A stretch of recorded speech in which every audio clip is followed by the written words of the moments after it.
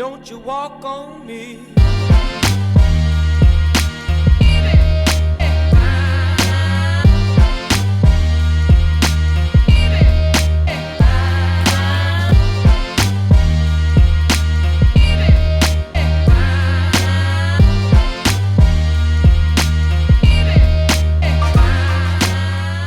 Hey everyone, welcome to episode 53 of the Brooklyn Fishing Club podcast.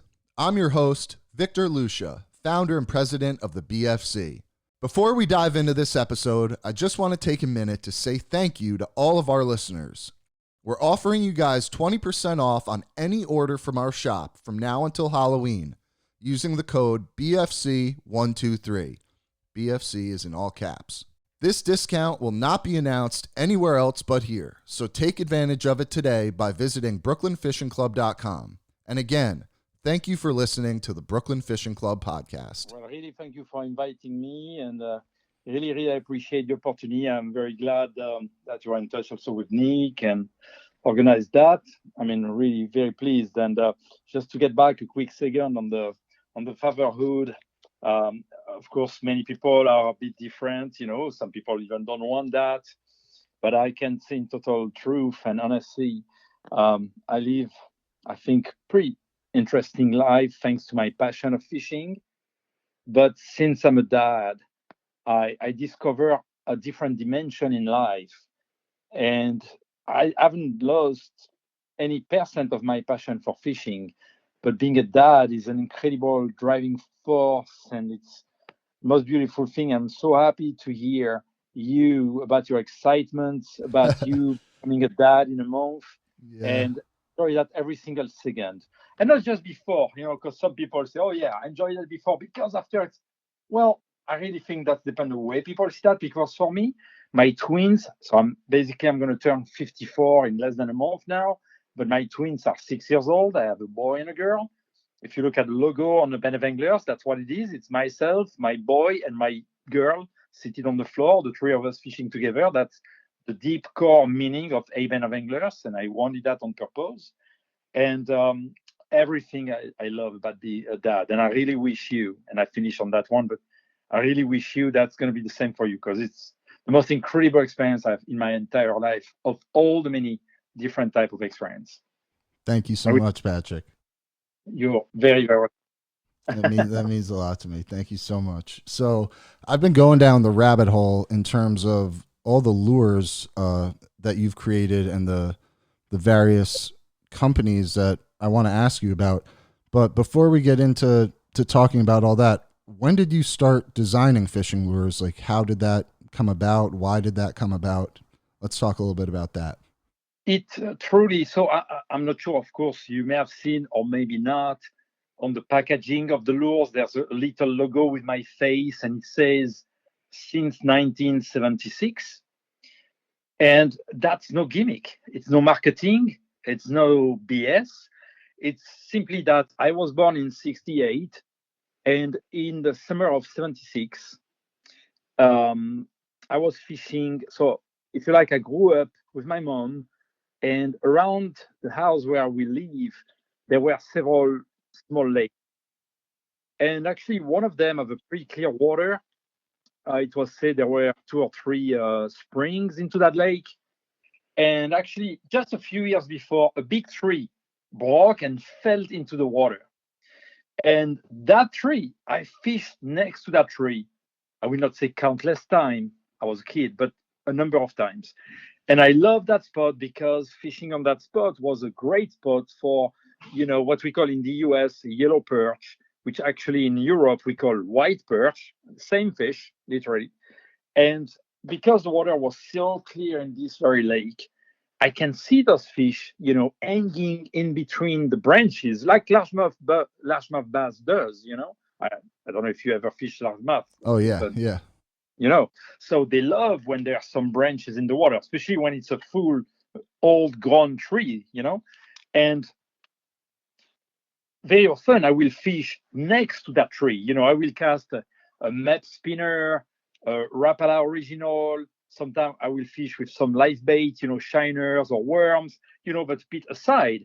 And that time frame, you know, in 1976, And I'm not speaking in the US, I'm speaking in France. They were not flipping jigs, with wheat guards. There were no soft plastic with a Texas hook and stuff like that. Everything was hard lures, basically.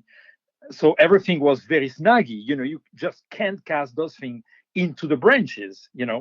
And again, yeah, you can speak about the square bill crankbaits, but it's a different approach. You're most of the time from a boat, and again, I was 8 and I was France, not the US. So and of course, a live bait also will not work inside the branch. And I understood that the fishing will be much much much better when, yeah, I'll call you later. Okay.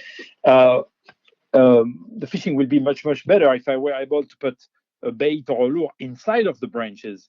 And that's how, after scratching my head and thinking, um, at one point I have an idea that was, hey, maybe I can make a lure myself, something that I can basically, without the world, because we didn't have that world at the time, jigging, but that I can put in the water and move up and down between the branch, and maybe I can catch a fish and land that. So I had that idea, very simple. I mean, really, there's nothing to hide. Again, I took a weight that was maybe 3/8 of an ounce, maybe half ounce, something like this.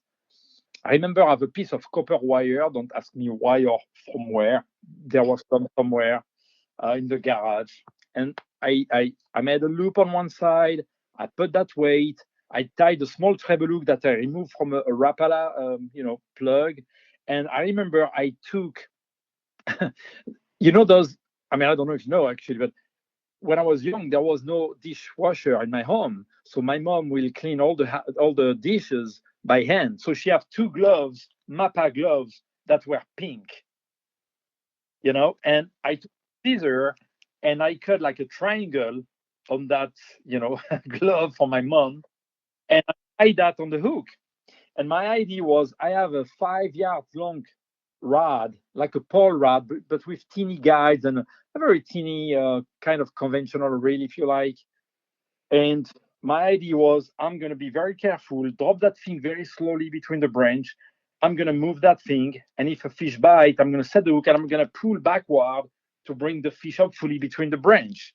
And I understood, even if I was 8, that maybe I'm going to break the line, but I cannot see, any other option. Just did that. So I scratched the weight with a knife to make it shiny. And I remember, and that's very funny because I told that story a few times in my life. But the funny thing is, when I'm telling you that, I'm not kidding you. I remember putting that thing together. I remember putting that lure in the water, let it fall maybe, say, 5, 6 feet, maybe. Because again, that lake was very, very clear. And I can see that lure, and I move it gently, slowly up and down. And I saw a perch coming. And I remember very well one thing. The rod I have, 5 yards long, but fully made of fiberglass, which, as you know, is a bit soft. It's not like carbon, very stiff. So I didn't feel the bite, but 1 second, it seems to me that I saw some white in front of the fish mouth. And it came to my mind, maybe when I saw the white, that meant that perch opened the mouth and swallowed my lure. I wasn't sure, of course, but then just in case, I set the hook, and well, guess what? Yes, the fish was on. And I cranked that teeny, it was like a 1 inch diameter, very teeny, conventional type of reel. And I remember, to the point, I bring the rod tip to enter in the fish mouth, and I pulled backward, and I landed that white or yellow perch that was between 2 and 3 pounds, and I was all fired up. And that one thing opened my mind. The one thing I did probably a year before was to cut the bills of my Rapala, just to mention, because I was just curious what will happen if I cut the bill on the 2 or 3 Rapalas I had. Will it change the action? And I caught a few teeny pikes. So it was working. I was happy, but it was not really designed. But I was 1 year before. But really, that lure, that piece of lead and treble hook and a piece of pink glove on it was really the thing. And the fact I caught that fish, and later I caught a few more, obviously, but that one gave me some kind of unexpected confidence in myself. And little by little, it just turned out probably I got a bit lucky that I have a mind that is, you know, trying to, I mean, having many ideas, probably more than I need, maybe, but, you know, and little by little, when I had some ideas, I tried to learn. I was reasonably skilled to, to do some carving and stuff like that. And little by little, I started to make a few more lures. One of my next few lures, because I'm from the south of France, if you know the city of Bordeaux, which is quite famous for wine, actually. It's one of the two best regions in France when it comes to largemouth bass. They were introduced there, and there's a number of lakes where you have reasonable fishing. And one of my next few lures was simply to take actually a cork from a bottle of wine, and yeah, and I attached to that a single hook, and I made like a tail with a piece of wire from pike, and I put a few floating beads, and that was one of my next few lures, and that it worked. That turned to be a popper, which I didn't know. I mean, I'm not kidding when I'm saying I didn't know. When I was like 9 or 10, I didn't know what a popper was. I just saw that sometime the bass will bite on top with and pike also and perch also. That's a funny thing actually. The yellow perch in the US, I never heard anybody actually. Every time I say that we catch the same fish also in top water in Europe to any American friend or the ship, people are surprised. Yeah, and I mean, really in Europe, I will not say it's the most efficient. It's not. There's better lures and technique, but just the fact of the top water bite is fantastic. And if look, if you give me a second, I'm very sure if I type, and I will type that in French because I think I will have more research. Um, Attack. All right, I just type that to see if I can find. Yeah, you see, just I type. I don't know that video. I never seen it. I'm gonna send you. Let me just look to make sure it's a reasonably good top water. I'm not gonna watch the whole thing. Don't be worried. I just want to make sure that's okay. And can you text me your email or something that I can send? Yeah. And again, I just open randomly. I don't know about that one. So it says in French, but it says attack or bite of a big perch on top water. Just first video. Okay, made a first cast.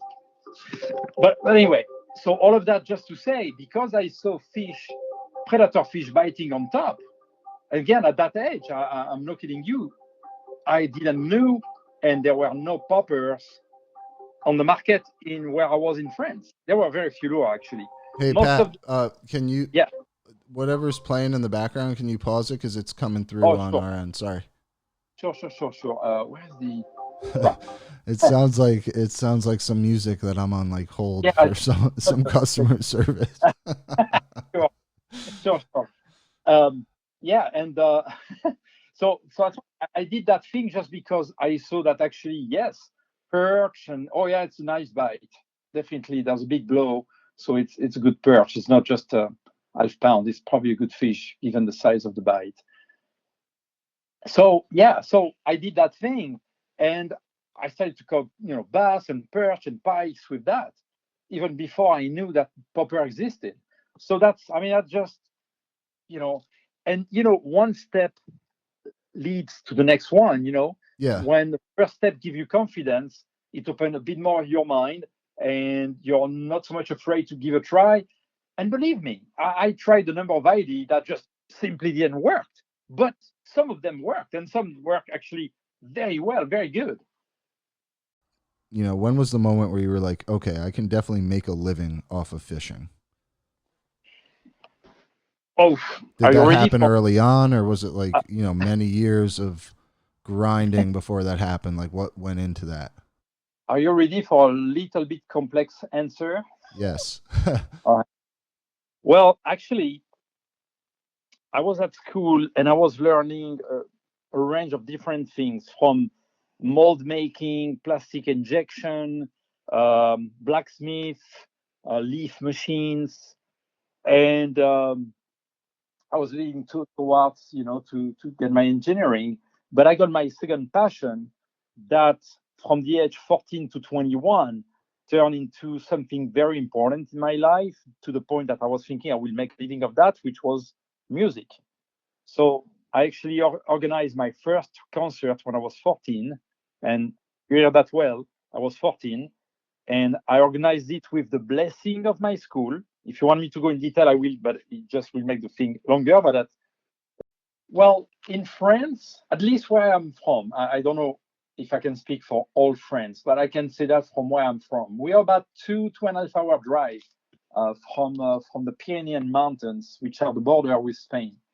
And it's very common. Many schools will organize in the winter time a week of snow class. That's I translate word to word. Snow class. That means you go to the mountains. You go to it's not exactly a hotel. I mean, it's a kind of a hotel, but that's typically owned by cities.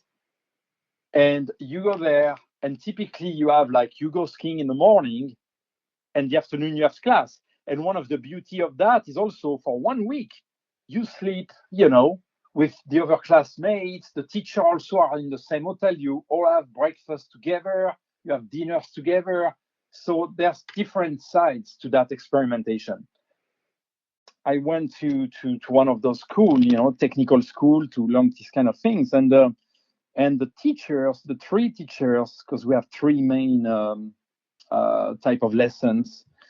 Uh, they have a meeting with the 3 years, because we were year number one, there was year number two, and year number three. The uh, course basically went on 3 different years, and because of this, they went with the three teacher. They put the three classroom together for maybe 10 minutes meeting and say, guys, I mean, honestly, we're like 60, 70 guys, and there was maybe two girls, there was mostly guys. And they say, well, we are going to have in like March, I think, we're going to have a snow class, but we don't want you're here because you're here to learn a trade. You're here to really help you to prepare your future. So instead of just asking you, hey, bring the check from your parents to pay for that time, because there was some cost related, which actually the kids where the parents have low income, no income, financial difficulty, most of the time the cost will be paid by the city itself. But most kids we have to pay. So the teacher says, instead of just asking your parents to pay for that, we want you, each of you, alone or by a small group, to find one activity and to do something that can generate some kind of money. And then you will have to pay. Your parents will pay the remaining, but that will give you a valuable lesson that you have to earn yourself, what you will benefit from. And I think that was fantastic. And believe me, I'm not kidding you. I came in that meeting with, I was in year number one, without any idea about what they will say. And when they say that, at the very moment, the teacher, Mr. Ducasse, finished his sentence, what popped up in my mind was, I'm going to organize a hard rock concert. When typically the other kids will be like, they will buy some cakes in the bakery, and they will go knock at the doors, and the cake they will buy, say, for 1.5 euro or franc at the time, they for 2 franc, and make 50 cents on the cake. Most of the time that was it. And obviously nothing more was expected from the kids. But here's what popped up in my mind. And I've just been a few times to some small, very local rock concerts with like 50 people. There was my first ever rock concert was a free concert for the springtime, the spring day of the year. So I was paid by the city hall, and just the drink were for purchase, And I befriended a little bit one singer and one guitarist of one band, and they told me, hey, come to see us in a rehearsal, which was just in a garage. That was was surely not Iron Maiden or Motley Crue, you know. And I went a few times. So that's why at the moment I have that idea in my mind. That where the only basis was that. I was thinking I want to organize a rock concert. So I didn't want to say that in front of all the kids. Patrick, I got to say that also goes to, that also speaks to, your entrepreneurialism, if that's the right word. But, right then and there, like, I'm going to do something, I'm going to put something together, like, and that's part of being an entrepreneur. You don't really ask anybody to do anything. You just do it. You just make it happen. And it's so cool to see that that's like kind of where it started. Yes.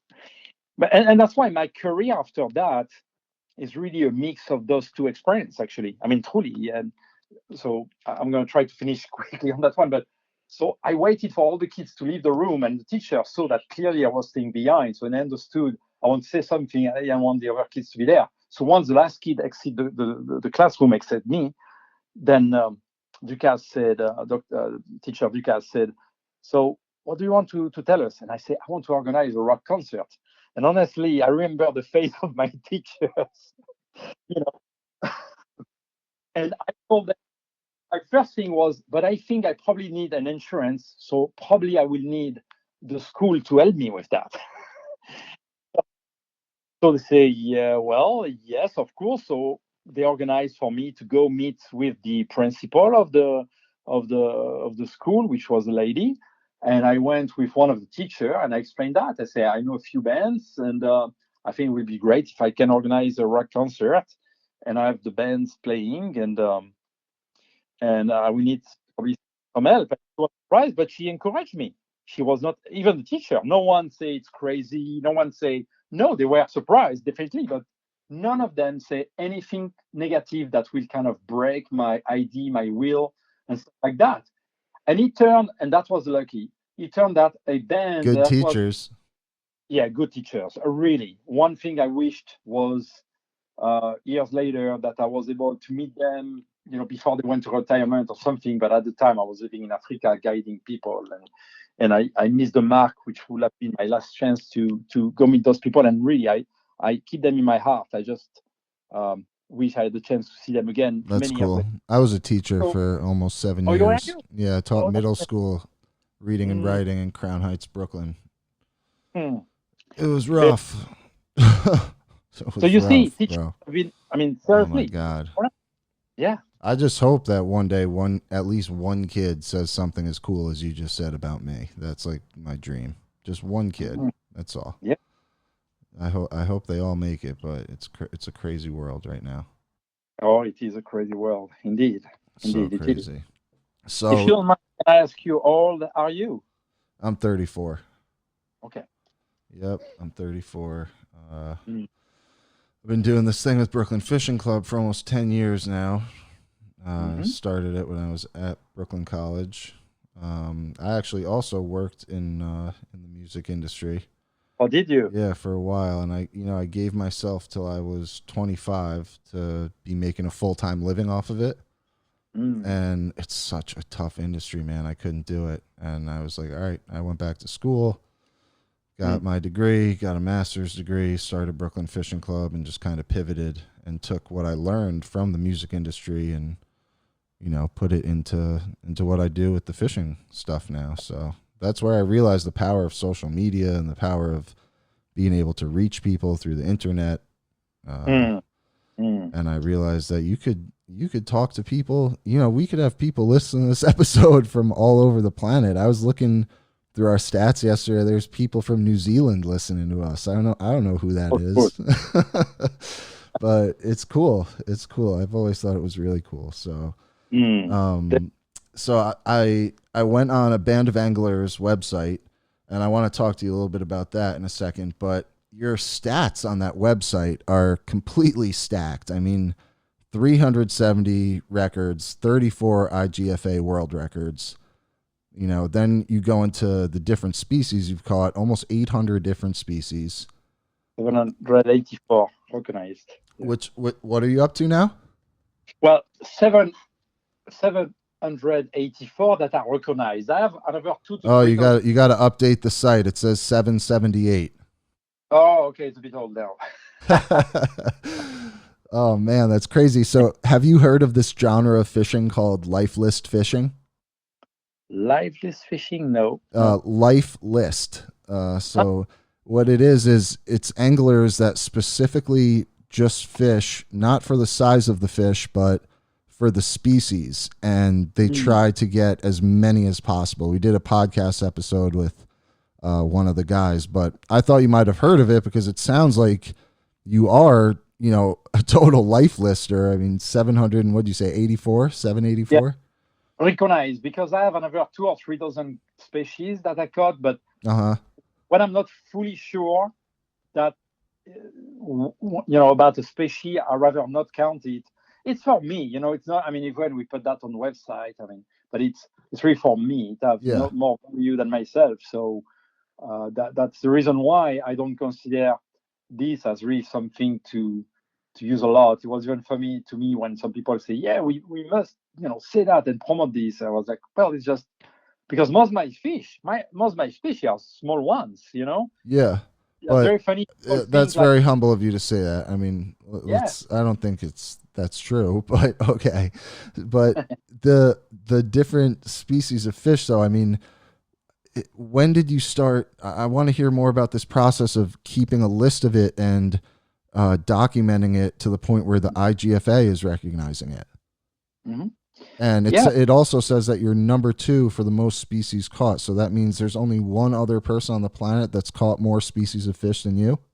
yeah. And the funny thing is, actually, he went into that because he got inspired by me, and he said Oh, that. look what you did. Yeah, because I mean, I was a guide for 18 years, and I guided total in about 40 different countries, mostly in 3 countries, which are or were Morocco, Guinea-Bissau, and Ivory Coast. But then I also got, and that's where I own my own lodge and spend many months a year. But because I have a lot of customers, I was booked sometime by different lodges, and for a short period, for one trip, I was paid, and I will just propose to my customer. I also work with a magazine that was a magazine for doctors. That may surprise you, but they organize fishing trips and that were paid by drug companies, and they will pick up which doctor, which head of hospitals and stuff like that. They will send to those trips because one evening in the trip there will be a guy from the drug company to introduce a new drug to cure such or such disease and stuff like that. So So you must have the best healthcare in the world then. I mean, if you have a problem, you must be able to call any yeah, no, doctor on the planet. unfortunately I pay high price for my healthcare. No. That sounds like a good gig though. It sounds Oh fun. yeah, it was great. I mean, believe me, I because one of the great things for me personally was not I was simply paid. One of the great things I was typically sent to the destination a week or 10 days before my group of anglers. So for myself to familiar to get to learn the place, and usually the lodge will give me their best skipper to in within a week or 10 days to have me learning the key spots and waves and tides or so, and I was paid even for that point. I was not paid. So I was, yeah, so I was a bit of a life of a millionaire and being very very far from being that millionaire. And one thing was because when I was doing that, I never limited my fishing as an angler, but as a guide to lure fishing. It was anything that does the job. And when you fish, that I don't want to make an absolute rule, but around the new moon and the full moon, typically predator fish are more active and lure is a better choice. But when you have a half moon and low tide, small tides, not much current, typically fish are biting more likely on dead bait, cut baits, and stuff like that. And that's why, because I have that love since I was a kid to catch different fish species. Very often in the many countries I've been, I fished in. Well, I went in 72 countries. I fished in 71 of those countries. So often I will have a pack with small hooks, small line, and here and there I will fish 10 minutes, half hour sometimes, just to catch small fish that. Oh, it's not about small, but it was just to catch species I have not caught. So of course with the customer, the main fishing will be more conventional with, down smollets or, whatever, plugs, whatever. And bigger fish. But again, you have more. You go in the coral reef of the Great Barrier, in Australia, where I've been like 5 or 6 times. And yeah, you have those GTs, you have dogtooth tuna, you have all of these.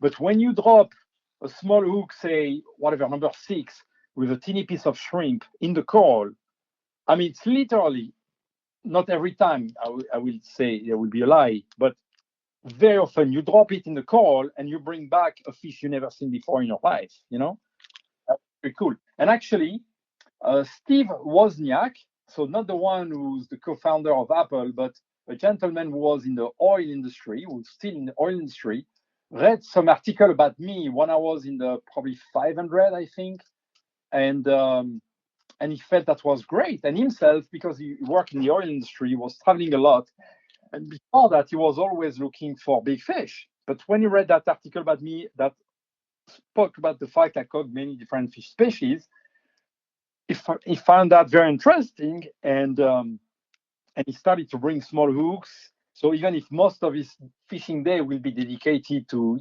marlin, I mean, whatever, but then he will spend half hour here and there. And that's how he caught so many fish, because also what happened to me was once I quit guiding and I went into my business for my lures, every fishing trip became part of my business life. And when you travel like this, when it's part of the job like that, to be using the lures, then I felt very rarely that was proper for me to really spend time. If I have only a couple of days with a journalist to catch the best fish I can, to make a great article or TV show, the goal was to promote the lures, right? That was my job. That was my paycheck was linked to that.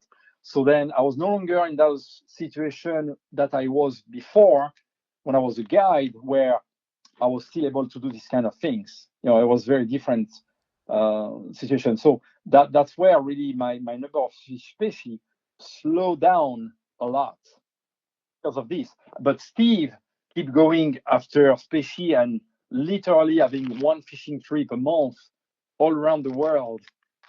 That gave him the opportunity to fish many new waters and do that. So, and I honestly, I cannot say I really care. I'm not jealous or stuff like that, because for me, it all started when I was, give or take, in like 13, something like this. I have a neighbor who was fishing in the Bay of Arcachon, which is the biggest saltwater bay in France. And he was used to go on a party boat that you pay, at the time, it was like 50 francs for a day. But you will be like 20 anglers on the party boat, I'm sure you know this kind of boat, right? And he was telling me, because we went a few times. I mean, he was like, well, about your age. He was like 35. He has 3 kids, 3 daughters. The oldest was a bit younger than me. The two of them were much younger. And sometime he and I will go fishing for, zander or bass. And he told me about going on the party boat. And he said, ask your mom if she's okay. Then I take you with me and my dad. His dad was like in the 60s at the time. And I asked my mom, she was okay, and they took me. And I remember very clearly again, that very day, we went on the Bay of Arcachon, fishing with relatively small hook, not super small, but like number 4, 6 size kind of. And I remember that day, I caught 14 species of fish.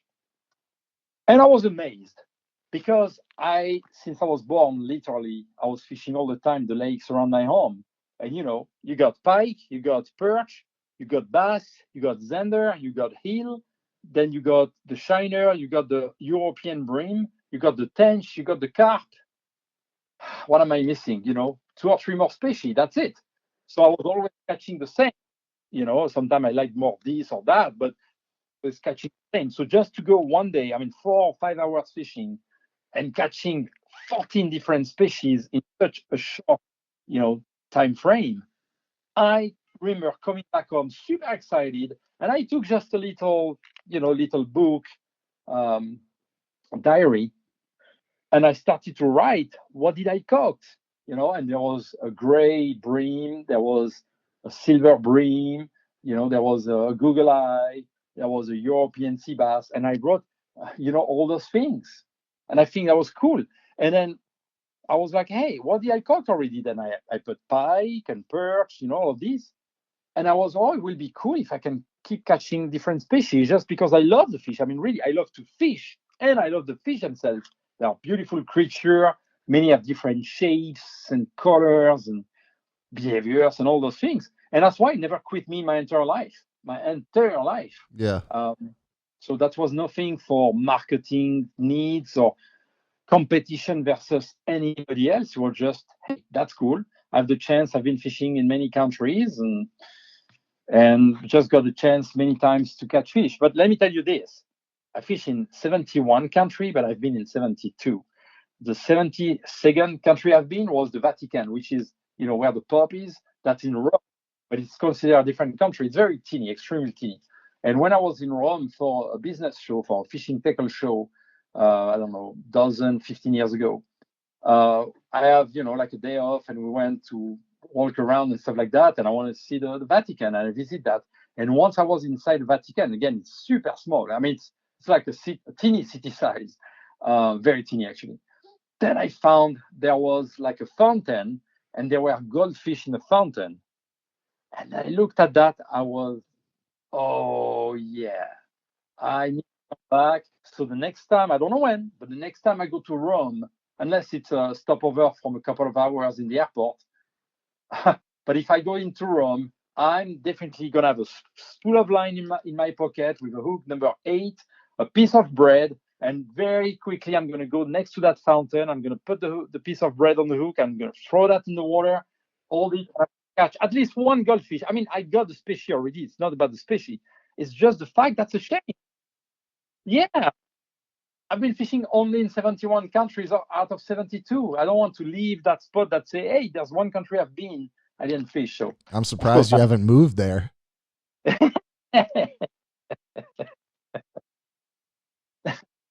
So, what about these 34 IGFA world records? What was your first one? And then how did you go about getting more? I mean, did you set your eyes on them and just knock them off like as if they were goals, or did some of them happen by chance? So what happened was that was even before the world record, because all two records together are about 370 something. What happened was when I was 16, I think. There was one. I mean, there was several fishing magazines in France, like we have in the US, right? One of them have one special saltwater fishing issue once a year, just for summertime. And I remember I booked that one, which I already booked the past 2 or 3 years before. Every year was different articles and stuff like that. And one of the cool things of that magazine was there was a section of the magazine that will show key spots where to go fishing all across France. And even if I've not been, especially at the time, in many of those spots, but I think it was cool. I was like, oh yeah, if someday I go here or there, I already have one tip about, you can fish that jetty and it's good in, August and September, and stuff like this, or especially. And I read that magazine, and then there was a double-page article speaking about records. And they explained a bit the records and stuff like that. And I was not aware of records back then until that moment. And when I read that, there was a small table just to give example. They didn't show all the French records, but they just make like a selection of records. I mean, I was a bit aware from a different magazine that was an unofficial record holder just for their readership. They didn't claim that was French record. They said the records of La Pêche et les Poissons, so from the readers of the magazine itself.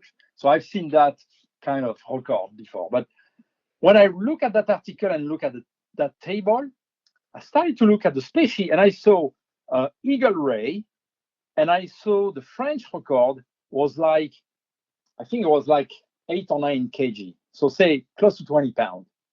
And I looked at that and opened wide my eyes, because at the time my biggest was already like 60 pounds.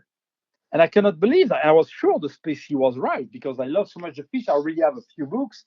I knew without a doubt that was that species. And I booked that magazine, if I recall well, I think it was on a Saturday. And the Wednesday, I didn't have school on the afternoon. And I told a friend of mine who was older than me, was driving basically. I told him about the article, and I told him about a place where I caught several big rays and other big fish already. And I said, let's go there. And I went there and I got one that was 23 kg, which was not even as big as my previous biggest one, but which was already like two and a half times heavier than the French record. So because the article was well done, they were showing what to do when you have the record. You have to weigh the fish on a certified scale, which means I went to the post office. So think about that. You have a 45 pound ray, and you go to a post office asking them to fish for you. I put that, of course, in a plastic trash bag, but and I say, well, I read I Does need a that really photocopy. make it better? Well, because you need to have a certified scale. Yeah, no, I know. It's great. You I cannot. think at that point you might as well just walk in there with it, just no trash bag, just throw it down on the scale. Yeah, their recommendations were basically go to the post office or go to a butcher. Those two, or fish market. Those must have a scale that's certified once a year, and you need to just weigh the fish, and then to have a copy of the certification of the scale. So then when you want to apply for the record, then you can provide that as a proof that the fish was weighted in a proper manner on something that's basically reliable, you know?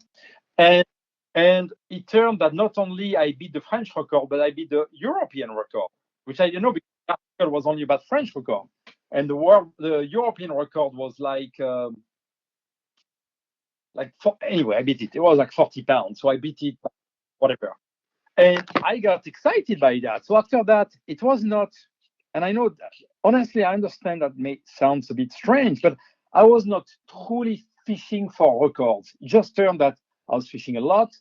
I love to target big fish.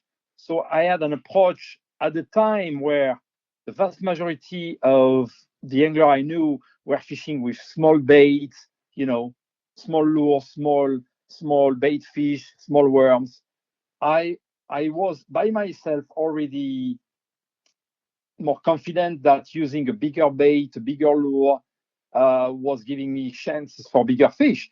And I just turned to catch more and more big fish, and then I will look on the books about what was the record in the class line or the all tackle record, and that's how very quickly, I mean, really very quickly, I started to have records after records. That's how I reached that huge number.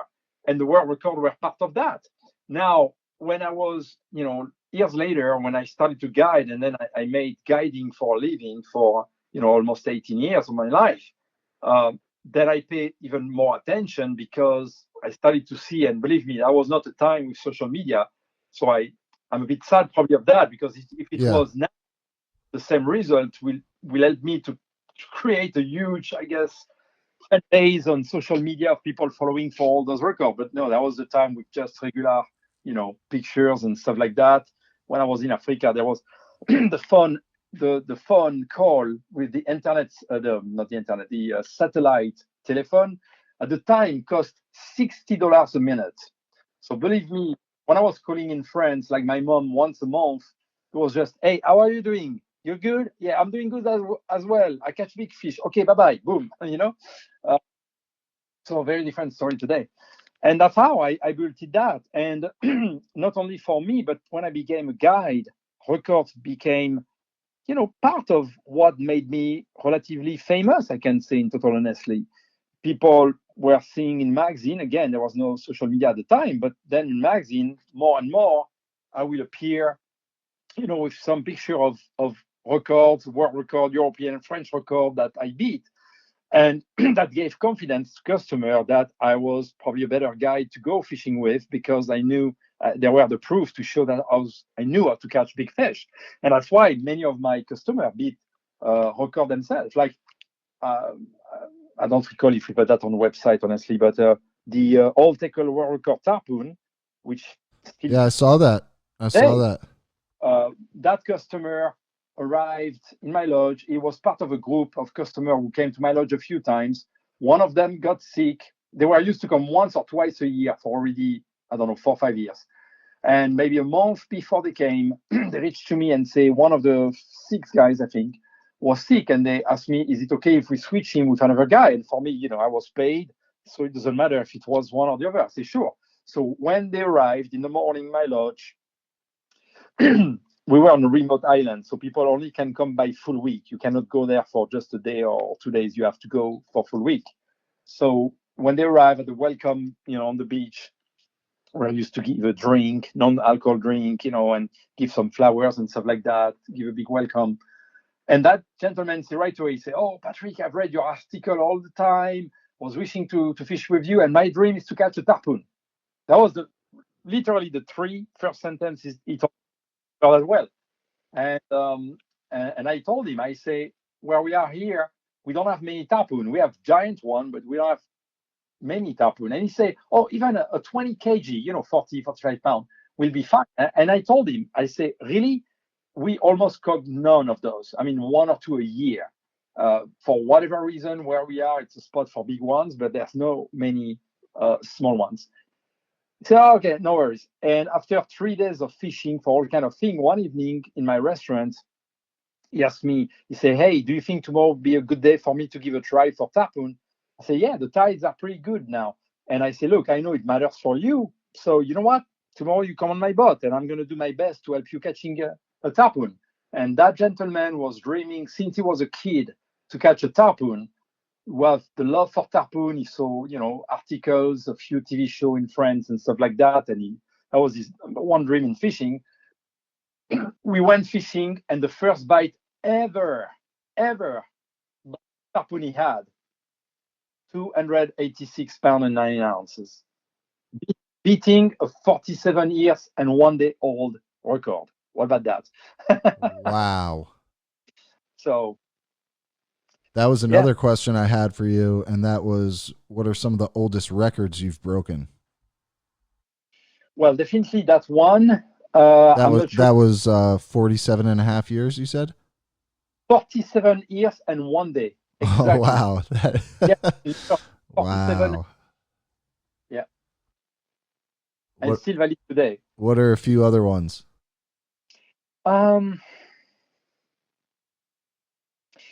that one is a very vivid memory because it was not just one between many other records. It was a very unique because in saltwater, the tarpon, when you take globally, the tarpon is the most sought after record fish, like the bass is in freshwater. So that's why that one have a cachet that was quite unique, I will say. And in total honesty, that's why I cannot really say. I remember, without remembering the details, that me or my customer beat sometime record that were quite old, but there was not the significance of that one, so I didn't pay as much attention. What were some of the most challenging records to break?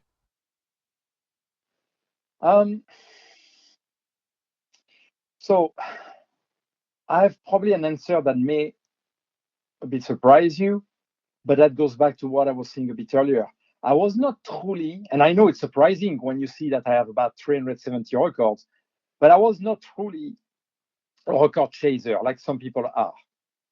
I was just fishing, doing all my best because I like to catch big fish.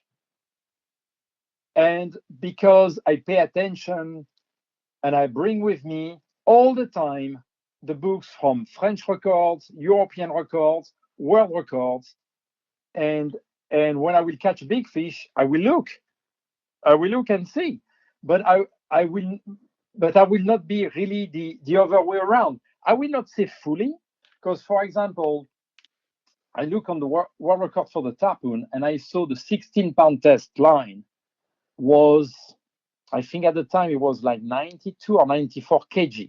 Okay, that means 200, around 200 pound. Okay, a bit less, I think, because 100 kilo is 220 pound. So 92 or 94 kg is probably 200, whatever, 5, for example. And and it's very hard, very, very, very hard when it comes to catch a big tarpon in live tackle. especially when you fish in the condition I was fishing in, with enough depth and very strong currents all the way to 7 knots in the archipelago of the Villagos. But I wanted both. I wanted the thrill of fighting a very big tarpon and possibly to beat the 16-pound world record. And I I hooked it, and I spent 4.5 hours on that fish. And so yeah, technically speaking, I won the fish. Technically means what? The regulation from the IGFA says once you're able to touch someone, it don't have to be the angler. It can be the mate. It can be someone on board, whatever. When someone is able to touch the leader with the two hands, technically you won. The angler won the fight, but it's not a record. For the record, you must be able to land the fish. If it's a record by the length, then you must be able to measure the fish on a proper IGFA tape before releasing the fish armlessly. And if it's a record by the weight, you must be able to put the fish on the scale, and the scale must not be on a floating device. That's why you cannot fish a weight on a boat on a floating dock. You must go on the land. You must go on the dock that have fixed legs, something like this. Just because when you're on the water, the boat may move, and you know, it may show, depending on the moment you look at the scale or you take the picture, it may add or remove some pounds or kilo to the fish. You see what I'm saying? So yeah. So I threw that fish 4.5 hours. The leader was touched actually several times, so I won it definitely. But uh, we end up to be late in the night. I hooked that fish. I think it was like 10 or 11 p.m. And actually, I hooked the fish from the shore. And when he spooled me up, I have to jump in one of my boats. I asked one of my skipper. We are doing a bivouac. Bivouac meant I was used typically once a week to propose to my customer that for one night and sometimes 2 nights for some customer to go away from my lodge on a very remote sandbar and be like fishing full time, pretty much. Meaning daytime, typically fishing from the boat. On the nighttime, we will put the tents and the beds, simple beds. We will have a cook with us to cook the fish. And most of the time people will fish from the surf at night, and they will be like half sleeping and looping, and you can spend 2 or 3 hours almost sleeping, and suddenly you have a school of fish that comes, and say you have 15 rods in the water, and you start to have like a school of stripers, when it happens, and you have one rod, bing, that bend, and the next one, and the next one. Believe me, it can be 3 a.m. in the morning, everybody wake up, everybody is pulling on the rods and fighting fish. So but anyway, so that's why I hooked that fish on my rod on 16 pound from the shore, and he spooled me. So I have to jump on a boat, ask one of my skippers to come on and maneuver the boat, and we went drifting with that fish. And late between, I don't know, 2 or 3 a.m., I mean after 4.5 hours, at some point my skipper grabbed the leader one more time, and we see the fish was getting more tired and more tired. We were getting the right direction, and I told him, I say, if you feel you want to go, let him go again. We're getting it. We're gonna make it's gonna happen. It's in good shape. And that seventh time that he took the leader and the tarpon wanted to move, he don't want to let it go, and the tarpon shook the head, and the leader bling broke, and he was, and I can see that tarpon slowly, not so slowly, but in 2 or 3 seconds, going away. I was like, oh.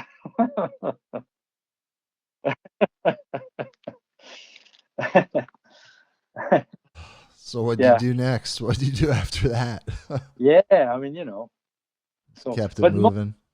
yeah, but that's why most of the time I was not literally targeting record. It was more I was fishing the way I fish, and I was looking for myself or my customers. And every time we'll catch a big fish, I will check on the books the most current records, and I will see. And yeah. How do you think your time in North Africa helped shape you into a more successful angler? Oh, it has definitely be very, very important, but it's not so much because I was there. It's really because it was a full-scale experience with human beings, where I honestly can say to this day, to this very day that you and I are talking, that the almost 18 years of guiding have a major importance is because then I learned the needs of the average angler. And by fishing with people, with the normal people, people who may like a little bit fishing, or people who may love fishing, but they have a family, a job, a life, and maybe they only fish 5 days a year. And if you don't practice enough, honestly, I never met people who don't practice enough and are very good anglers, you know, because watching video, reading article, actually video are better than reading article, because reading articles like we were doing when I was a kid, which was the only way, basically, pretty much. We have only one French TV show for fishing and hunting. So 1 week was about fishing, 1 week was about hunting, and it will show that on a Friday night at 10 p.m., which means when I was young, then of course my mom did not want me to watch, not because she wanted me to watch the show, just because it was that late. Um, so of course the video and TV show help you to understand better because you see the true action. But when you have an article that you read, sometimes you misunderstand. When the guy say, "Hey, make set the hook in such kind of motion." All right, maybe what he means you move the rod tip 2 feet, but maybe the person who read moved the rod tip only 1 feet or very sluggishly, and the hook don't hook, and people wonder why do they miss so many bites. It's just because the article is not a good enough medium to help people to understand very well. So as a result, as a guide, and at the time my lodge in Guinea-Bissau was considered to be the largest lodge, French speaking, lodge in the world. Not that we were huge, but I have a capacity of, I have 12 fishing boats, and yeah, that's where we were. So I had a lot of customers. And of course, I cannot guide everyone.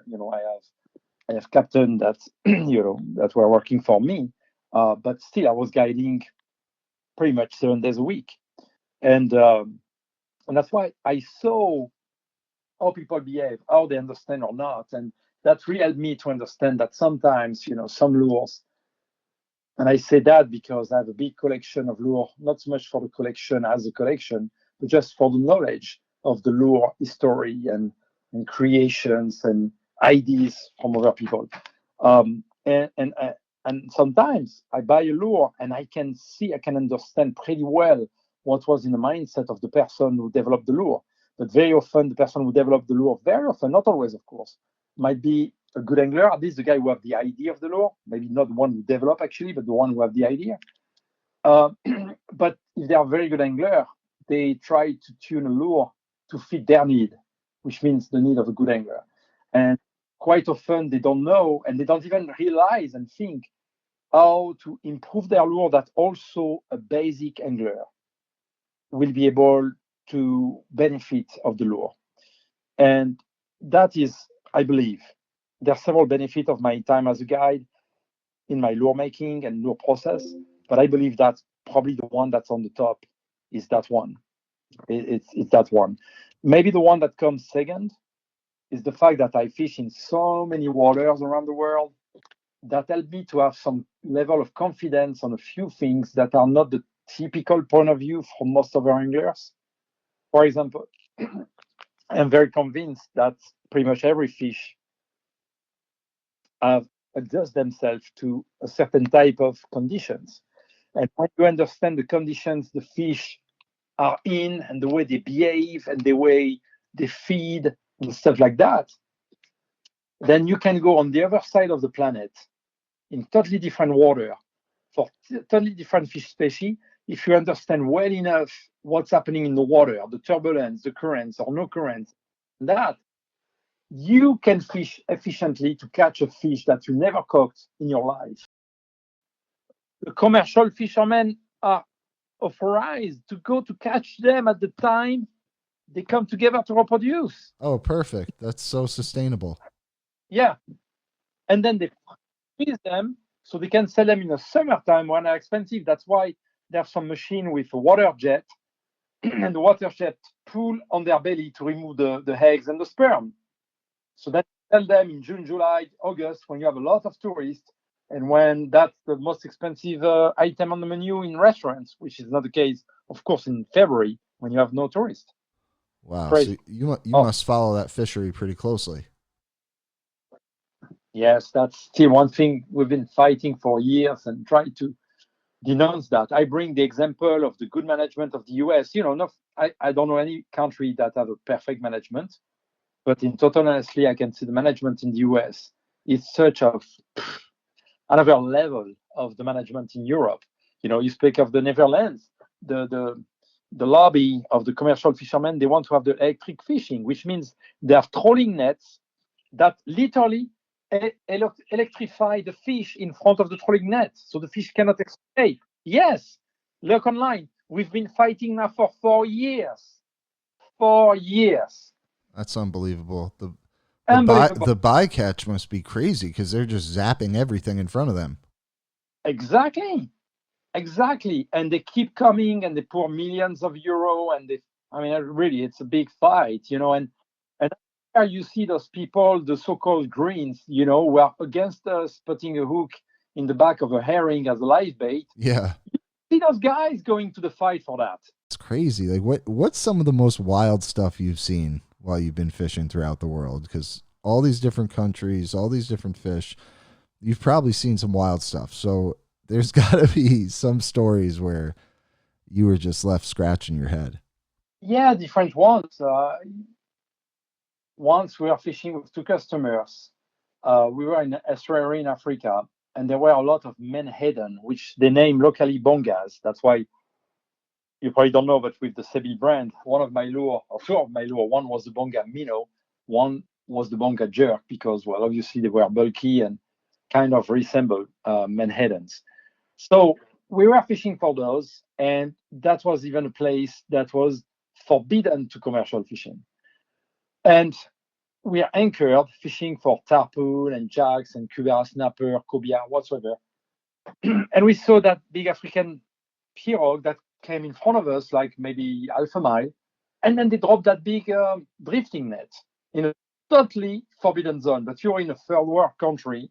The entire country have one boat for the Coast Guard. And believe me, when I say one boat, I'm not talking of a 300 feet frigate or something like that. They have one inflatable boat, 8 meters, and that's for the entire country. Guinea-Bissau, it's on the west coast of Africa. And we see the drift net coming, and I'm like, does you put that exactly in the axle of where our boat is?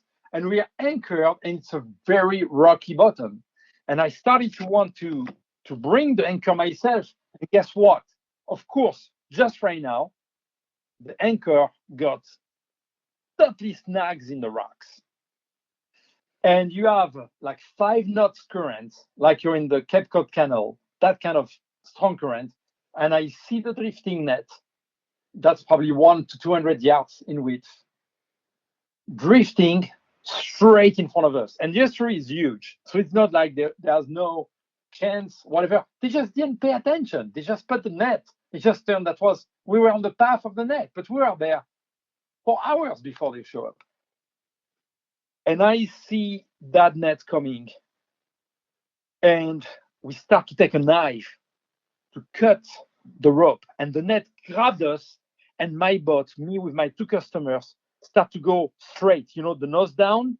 The nose start to go in the water with like 5 knots of current, and the boat lift and lift and lift. And the guys in the boat, the African boat, they're shouting at us. They're the one who put that. We're in that situation. And suddenly, because I've started to cut the rope, suddenly the rope broke, and free the boat. But really, I was that close to go under. And you really don't want to go there. And the guys were like super mad at us, because we put a mess in their net. They almost sink us, they almost drown us. And they came back with that big pirogue. Big pirogue is a typical African boat. It's like 20 meters in length. It's not very wide. It's made of wood. It's very slender, actually. and they came like full speed towards us, and they missed us. I'm not kidding you, like 3-4 feet from us. And when you see a 20-meter boat, I mean, the motor was not a crazy like 500 horsepower. It was probably 150, but still, you saw that, and it was just to intimidate us. That's, yeah, I guess one of the bit crazy thing. Anything crazy in the States happening the equivalent of that? No, I cannot really say I have a few funny things, but no, I don't feel like that. I don't feel like that. No, honestly. You've been in a lot of TV shows. How many Mhm. have you been involved in terms of the production side of it? Do you have like a say in it, or are you just kind of the star of the show? How does that work? Yeah, what has happened is actually many people have invited me to join on their show, to be a guest on their show. And then uh, I was supposed to have my own TV show. So I joined Pure Fishing back in 2010. And we started to shoot several episodes of a TV show that was named Lured. And then there was a fight between the two partners of the production company, literally, and they split. And by the time they split, it put the project in jeopardy. And the next thing you know was then Pure Fishing decided to move big with the Berkeley lures, and decided to cut all the budget to Sebile. So that show didn't happen. So we have, I don't remember how many, 6 or 8 TV show fully shot, and yeah, they never saw the sunlight. They are somewhere in the computer in disputes between two owners of a media company. That's rough. Yeah, But yeah. it goes that way sometimes. Are there any records that you're actively trying to break right now?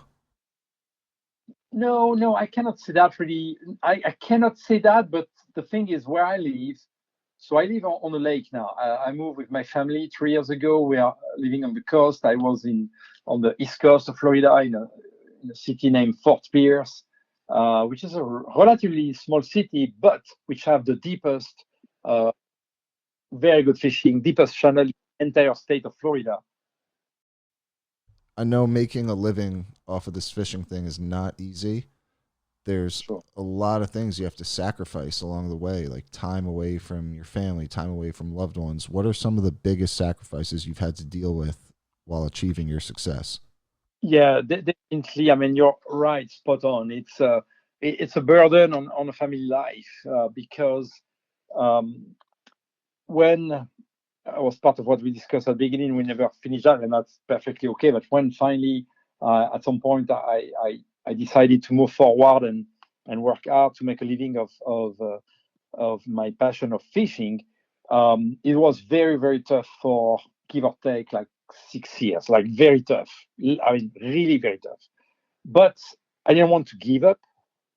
And at the core of the reason why I didn't want to give up was, I mean, literally was my dad, because my dad suicided when I was 9, and when I was older, like 14 or 15, and thinking about life and not having a dad to share with me his point of view on life, then I tried to reflect on his life for what I knew, for what his brother and sisters knew, my mom, and understood my dad was relatively sad because he was not able to do things he wanted in his life. First, he had a bad relationship. He loved my mom. My mom didn't love him. That's one thing. But on the other side, he wanted to be a mechanic. And my grandfather, decided that my dad will be a baker. I mean, what can you think as two jobs that are diametrically as opposed as a mechanic and a baker? And my dad was very sad of that. And I remember sometime we will go on Sunday morning, we will go like in the big, at the time there were big wasted land where people will just go throw all their kind of trash. And he loved to go and find if there was something kind of broken, and just to grab that, bring it back home and fix it. Just because he loved mechanics. He was making a reasonable income with the bakery, so it was nothing to do with any kind of money at all. It was just his fun to take a broken thing and find a way. to fix it. And to this day, we have a rotisserie that's still working. That was a rotisserie he found on the wasteland, and he bring back home and fixed it. And here we are. He passed away in '78, so many years ago now, right? And it's still working. So I reflected on that, and that's where at some point when I was a teenager, I realized I will do things that really matter to me, that I really love. And even if it's hard, I'm not going to give up. So at least I will do something that I want and that I love. And that's why I poured those 7 years very much in the music. And then when finally I decided to go in the fishing, I didn't give up, and I'm very happy because I saw a number of people trying to make a living of fishing, and after 6 months, a year, maybe 2 years, many people give up, and people who have a good potential, just it was too tough, and the family was there, and me, for example, I was engaged with a woman in Colorado when I lived for 3-4 years in Colorado, and definitely my life, the travels I needed to do to make my Sebile brand, thriving and growing and be able to make a living and to project on the future of the company, but also of my well-being for myself and my future family, as I was always dreaming to have kids, definitely was part of a burden that leads to a split, and canceling any wedding plan and anything. So yeah, definitely. Do you feel like you might have lost a relationship to fishing? I mean, I have. I surely definitely lost a few, and that's why I was, since I was a kid, I was dreaming, fantasizing that I will find a girlfriend and possibly wife that loves fishing, not saying as much as me, but at least plenty enough that we will go together. Because I know a number of friends, I know a number of dudes who just like to go out there and be by themselves, and I respect that. But for me, I just like to be with the right people with me. And if it turns that my girlfriend or my wife is that right person, I'm always think that will be, the cherry on the cake, Yeah, it's a major plus. major plus. So yeah. It's crazy, man. I feel like we have a lot in common, man. I mean, it's You crazy. I you like worked in the music fish as industry. well. I finally I put a lot of time into that, and then I didn't fish for a while. I took a little break. I don't know. Have you ever taken a break from fishing throughout your life? Was there ever any point in Not time at where you all. stopped, or you just kept going the whole time? Well, believe it or not, but the 2 past years with the pandemic have put a lot of weight on my company. We're still a young company, and that have put a lot of weight. So I have to reduce the size of the team. And as a result, when you reduce the size of the team of a young and small company, you don't have less work. It just means that the boss end up to have to do the job of people. So as a result, the past 2 years, I believe in my entire adult life are the 2 years I fished the least. And I very little for myself, extremely little for myself. Sometimes it just go. I live on the lake, and we'll go back to your question. I'm sorry if I made a big loop, but the lake where I live is very likely the lake where was caught the Florida state record largemouth bass. Make a cast, well, who knows? Potentially there's another giant bass, around there. Why not? I got a 14 pound You never years. know. You got a 14-pounder? Yeah, in June 2 years ago. I just interviewed Bill Dance, and Mm-hmm. I think his PB he said was 14. So you got the same PB as Bill Dance if that's your PB. Yeah, well, actually, I even had one of the first world record length largemouth bass. Oh, what was So the length in inches? it was in centimeter 62 or 63, but let me explain so you get the full picture. Okay. World record by the length, and it's very important. Actually, I was amazed because it just turned. I was lucky. I got a cameraman on board the day I got that fish. That was my one bite of the day. It was in Lake Okeechobee. You can find that easily online on YouTube. And so again, truly, luckily, I got a cameraman with me. No kidding. And I was on the back of the boat. There was a friend of mine who was also working for Pure Fishing, was the European sales manager. I was there for a few days for a meeting, and I told him, hey, if you want to stay another day or two, come in my home and let's go fishing once in saltwater and once for bass. And we went with a friend of mine who was a guide. So they were both in front of the boat and both were fishing. So for me, my goal was to have my friend happy. So I just went on the back seat, and but of course I don't just want to sit, but I'd let them be the first to make every cast on every spot, obviously. And I put one of my bait. I was a topwater bait named the top prop. No, the top prop was one I designed for maps, Mr. Twister. But the Propler Buzz, Propler Buzz. And that was a floating bait. Well, that big craze now with the wobbler plopper. Well, that was that sound. Yeah, I was making that sound 10 years before. And I used that. And I remember I saw a big patch of pepper grass. I cast my lure behind it. I retrieved it. I made a pose or two. And when I was only maybe a feet or two from leaving the patch, then there was that major blow up. Got the fish. I got super excited because when I saw the size, I cannot say I was sure, but I knew at least it was very close from the world record. I knew that.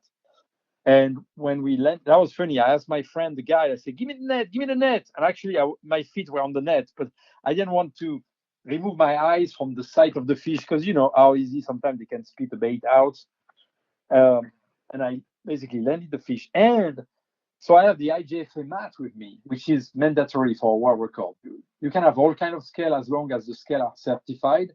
When it comes to measure a potential world record fish for the length, you must have the IGFA scale. It's just a way for them to fight against people who may want to make, you have liars, right? And you have some people who may go all kind of, to the thing. So here's the point. The IGFA impose you to measure the fish. You must lay the fish flat on the floor. You must close the fish mouth and you take the distance in the middle of the fish tail. Okay? So let me tell you this. When you close the mouth of the fish and you take the middle of the fork, you don't try to take the longest length, like many people when they hold vertically a fish and the weight pulls on the fish and the fish. I mean, look, when you have a big bass, you cook bass, right? You see the big bass, the mouth they have. So when they open the mouth, especially on such given big bass, you're adding like 2 inches in length. And when you pull on the tail to have the longest length, you're adding another 1 to 2 inches. Okay? So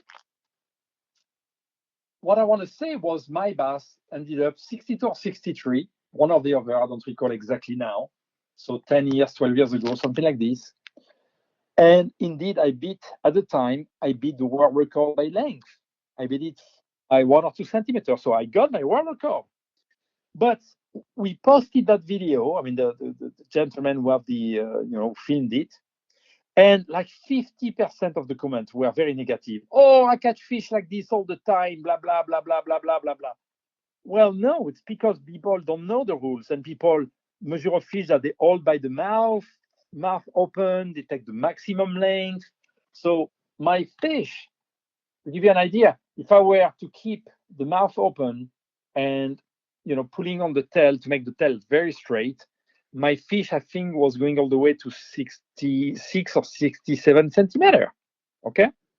But my fish truly was 63 or 64.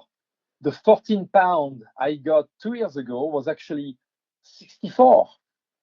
So if it were 10 years ago, it will beat my world record. But since then, someone else made a bigger one, so I didn't beat it. But to give you the perspective, and I will finish on that one, if you're aware about the world record bass, the Thai old tackle world record bass that was caught in Japan 10 years ago, maybe also. I think I've seen pictures of it. Didn't it have a nickname? Or is that just part of social media folklore? Right. It did have a nickname. Right.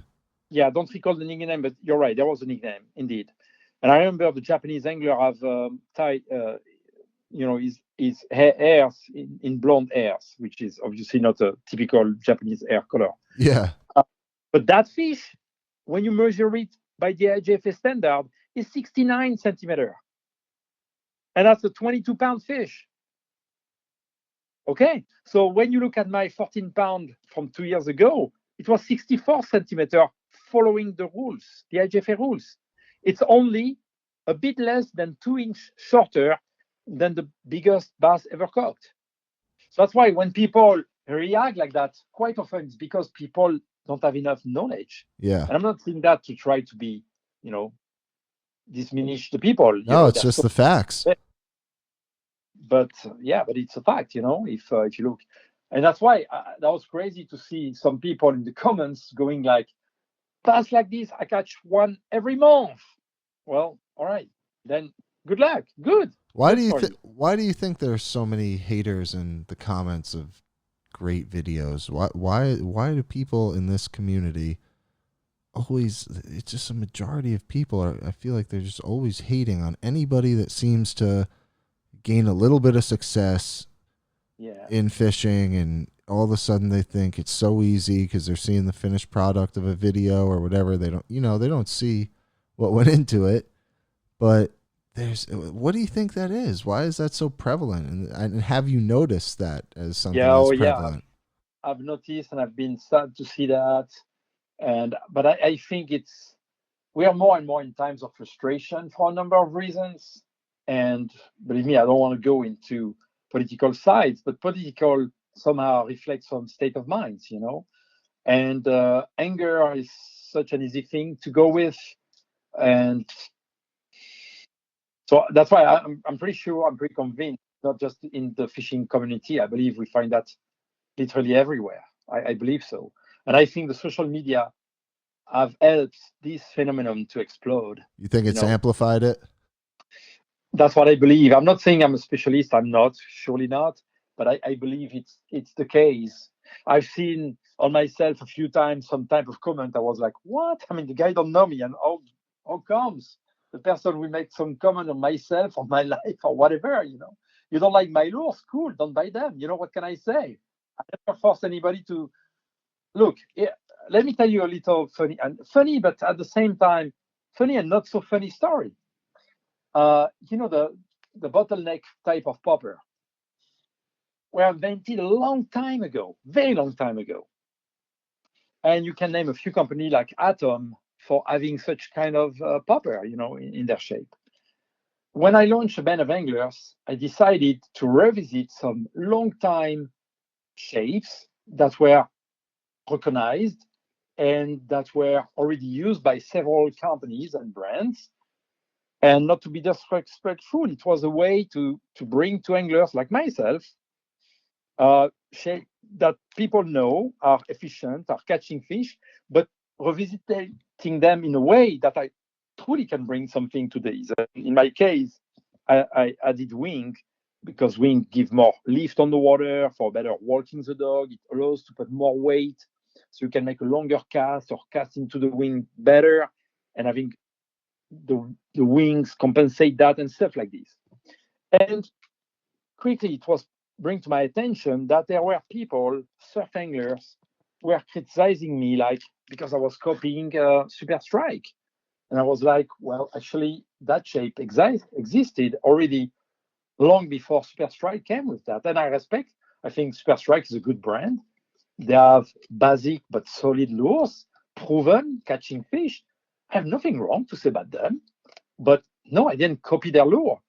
And I was crazy a bit to see the people were like, "Oh yeah, I'm not never going to buy his lure." They made a copy of Super Strike, and I was like, "Well, no, I didn't make a copy of Super Strike. Why so much anger? I don't get it."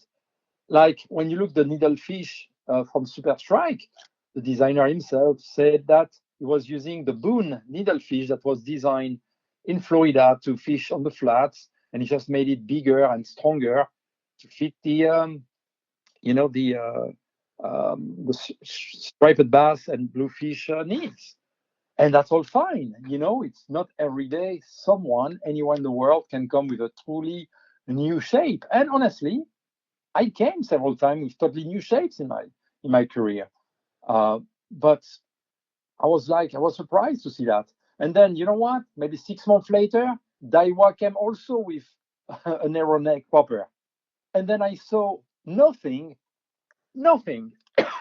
similar to the kind of bad comment I saw on my one when it came to Daiwa. And I was not looking for that. I was just curious, truly. Maybe because nobody has any fucking idea who runs Daiwa.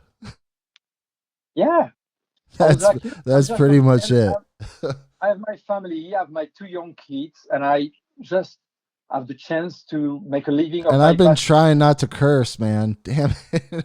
It's just this type of this stuff gets me fired up because all anybody is trying to do is propel this industry to another level and do cool stuff and catch cool fish and educate people.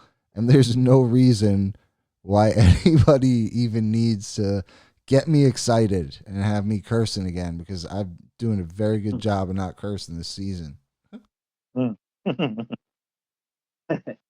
I honestly, and I know it's easy probably to use the word honestly and behind to be lying, but I mean, my life can be seen if anybody is interested, and I don't matter that much. After all, I'm just an angler like everybody else, like yourself. I just turn to have ideas and to invent fishing lures, and some of them have won major records, some of them have won major tournaments. And at the end of the day, what? I'm the same human as you are, and a bit older. I have 2 kids. You're waiting for your first one. I mean, that's just the state of life where we are. But honestly, when I do all my design, and not yet, not today, not for the past few years, all my life, I always have one of my greatest pride that some, and honestly, many numbers of my lures have helped many people catching fish, and some of them catching their best fish ever or their best fishing memory ever. And man, we are not allowed to curse, right? But no, you're allowed to curse. It's all good. That's what it's all about. No, not cursing. That's not what it's all about. But people using your creations and all the positive experiences that you, through almost a state of fishing alchemy, created. And it's not just in one place. It's not just some people down at the local pond. You have influenced an entire industry throughout the planet. I work with different companies. So Abandon Angler is my company right now, and my different brands. I mean, Abandon Angler actually is not a brand. I have several brands, so each of them can, reach and target specific needs. Like Ocean Born is definitely hard lure dedicated to saltwater. Hyperlastics is soft plastic, long lasting, dedicated to have all kind of action, long lasting oils and slot to make the rigging very easy and help the lure to last longer. But before that, I was with Pure Fishing for 7.5 years. I work on pen reels. 40% of my working time was to work on pen. So if you speak of the Spinfisher 4, well, I was a main person who worked and developed that reel, for example. Or the high speed range of spinning reels at pen was my idea and was one of my main thing to work, because I was like, we really need to have faster reel that brings more line that are faster retrieve, and that's why we came with them with a red and black. I saw recently now they changed it, go back to gold and black, but I wanted to make it visually a bit different, but the visual is not the important thing. The important thing was they were cranking like 15-20% more line by crank, so helping to retrieve faster when you need. I was working on spider wire, on strain line, stuff like that. I also designed a few lures working with Berkeley at the end of my time, and of course Sebile, was a major part of that. Before that, I had Sebile, but before I started Sebile back in 2003, I worked as a designer for several companies. I designed different things, from hooks for Gamakatsu that are still selling to this day in Europe. I worked for Maps and Mr. Twister. There are tens of millions of lures that I designed with Maps and Mr. Twister that are still selling to this day. I went, if you knew, P3, what's the name? P3 Trading Post, in Maine. I don't know if you know that store. It's a beautiful, beautiful outdoor store. The Kittery Trading Post, something Yes. like that. Yeah. Yeah. Yep. Yeah, it's funny. So My mom was just there recently and like texted me a picture, and she was like, "They're hiring." I was like, "Thanks, mom." beautiful, one of the most beautiful But store in from the the pictures, I would freaking work there if I lived up there. It looks awesome. Yeah. But you see, I went there, and they were the salespeople of the store, and we started to talk, and they were not aware of my previous life, say, prior to the Sebile lures and brand. And I told them that, yeah, I was designer for Maps and Mr. Twister for, about 12 years. And I showed them on their wall that to this day, they were selling lure I designed almost 30 years ago. And they were super surprised about that. Actually, here in Florida, um, there's a store, I try to remember the name. It's about half hour from me. I live in Lake Wales, which is the dead center of the state of Florida. But there's that store that my good friend Ken Duke, who's the editor-in-chief of Fishing Tackle Retailer magazine, which is the industry magazine. Um, and he took me to that store, and that store especially sell antiques about fishing. And at one point, the owner of that store say, but look, I have one lure that over the years is my favorite. That gentleman is like 65 to 68 years old. And then he took me and he grabbed a lure and he showed us and he said, that's my ever favorite lure. And I look at him, I say, really? That's a lure I designed? And he was like, no way. And that was a net spinner I designed where you can unscrew the body so you can remove the treble hook. You can, for example, create your own tandem. So once you unscrew the body, the loop gets open. So that's why you can remove the treble hook. You can change it for another treble hook or a single hook, or you Such a can put, classic lure. Oh my god. yeah, or you can put another, spinner behind. You can change. You can have one with one type of blade and like the French blade, and one can have the Aglia blade, long Aglia long willow blade and stuff like that. And the one he was showing me was that spinner, but then obviously he cut the treble hook, put a split ring, and put a treble hook. And I say, if you don't mind, can I show you what's very unique with this lure? And he say, yeah, sure. Then I grab the lure. So he's there. There's Ken Duke from Fishing Tackle Retailer. And I start to spin and to unscrew and then to open the wire. And there I remove the split ring, remove the split ring from the treble hook, and then put the treble hook in the loop and then screw it back. And he look at me. I promise you, I wish I have someone taking the picture of his eye at this moment, because you see the lure obviously was used for years and years and years, and you have no clue that there was that innovation, which actually was showing on the back of the packaging. But that's one thing I find in my career that very often people don't read. They buy a new lure, probably 50% of the people don't read the back of the lure. And just for different need, literally this morning, I was looking on review of one of my lure with a Benevengler that's named the Sand Eel. So it's a sand eel, but I write it Sandyll. And it is sold on website like Tackle Direct and Guzemock, but also Bass Pro Shops. And I saw there was 2 5-star and 1 1-star review. And I was like, how come there's a 1 star? I wonder. I'm surprised. And so I look on the comments, and the comment was, "Oh, the lure is terrible. I put that in my tackle box, and 2 weeks later, it was totally, molted."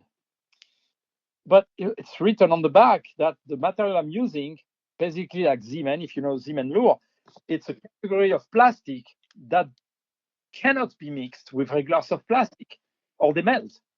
And actually, one of the 2 5-star review, the person, the gentleman who wrote the review, about how much he loved the lure, how good it was for him to use and stuff like that. But then he put one sentence saying that, well, actually, the gentleman who put 1 star didn't read on the back of the packaging. It clearly say, don't mix with other soft plastics, And yeah, that's something that happened not just to me, obviously, any kind of lure. And that's why when I mentioned that innovation on that spinner, to hear that this retailer who specialized in antique and himself show me that lure as his favorite lure, and his entire life.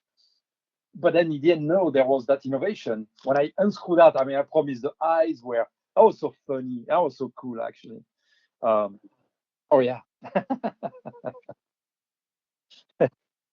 So roughly, how many fish do you think you're responsible for people catching throughout the world since you got into the creation? All right. Let me rephrase that. So roughly, since you got into the lure business, how many fish do you think you're responsible for people catching? Like over 1 million? I mean, this is. Oh, no, it's in the tens of millions. Tens of millions, right? Yeah. Yeah, I mean, all right. sure, because look, I designed fishing lures for Maps and Mr. Twister. So pretty much there's a very special place in heaven for you because you've brought so many people joy. You could do whatever you want now, man. You got to pass. You got to pass from the fish gods. They're like, this guy's good to go. He's clear. No. Oh, but that's so cool to think about that. I mean, that's got to be in itself one of the biggest accomplishments. Yeah, honestly speaking, I don't think much about it, but that's just realistic to say in the tens of millions, because just if you take the Maps spinners, the many models I designed, just with that, the best, if you go back 25, 30 years ago, the Maps, the Aglia number 2 was the best-selling model of Maps.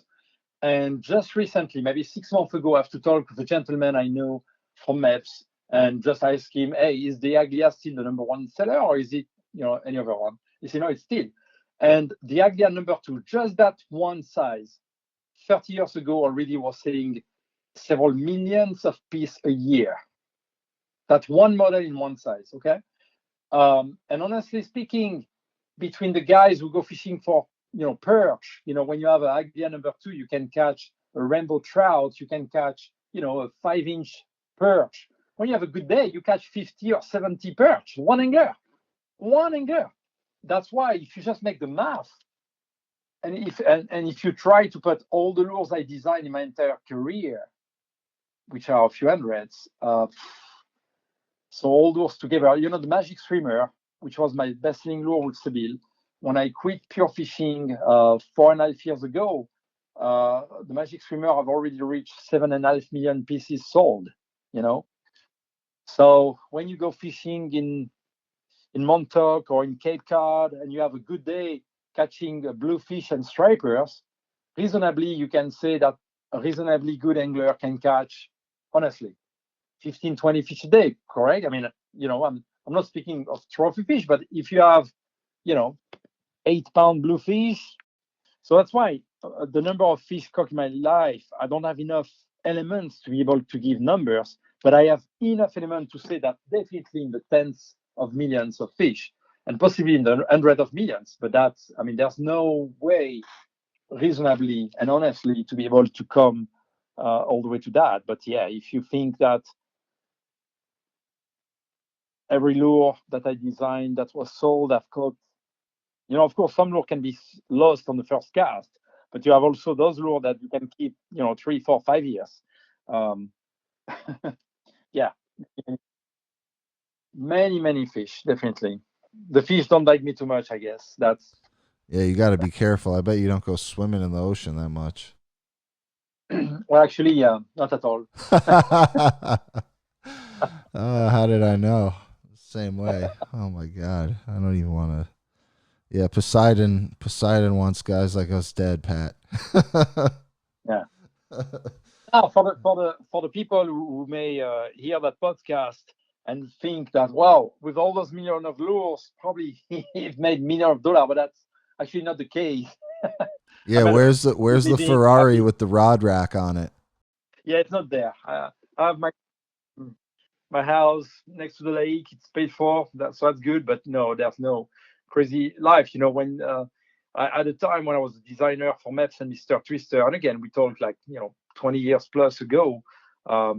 I think my salary, if we were to translate in today's dollar, was probably in the $4,000 a month or something like this. So, and there's no, when you work for such group, like when I work for Pure Fishing, then no matter how many your baits sold, you don't get any extra money reward on that. It's you're an employee. That's it. Yeah, that's it. There's no bonuses or anything.